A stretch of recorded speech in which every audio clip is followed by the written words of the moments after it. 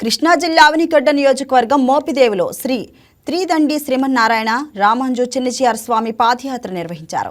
తొలుత మోపిదేవి సుబ్రహ్మణ్యేశ్వర స్వామి వారి దేవాలయంలో ప్రత్యేక పూజలు నిర్వహించారు. అనంతరం అక్కడి నుంచి పాదయాత్ర ప్రారంభించారు. మన మట్టి మన ఆరోగ్యం భూ పరిరక్షణ ఆరోగ్య పరిరక్షణ కోసం సుఫల రైతు పాదయాత్ర పేరుతో మోపిదేవి సుబ్రహ్మణ్యేశ్వర స్వామి దేవాలయం నుంచి అయోధ్య గ్రామం వరకు 8 కిలోమీటర్లు పాదయాత్ర చేశారు. అడ్డదిడ్డమైన రసాయన ఎరువులతో మన సారవంతమైన నేలలను నిస్సారవంతం చేయవద్దని ఈ సందర్భంగా చిన్నజీఆర్ స్వామి పిలుపునిచ్చారు.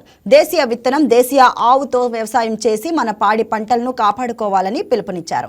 చిన్నజీఆర్ స్వామితో పాటు పలువురు అధికారులు ప్రజాప్రతినిధులు అనధికారులు భక్తులు విరివిగా పాల్గొన్నారు.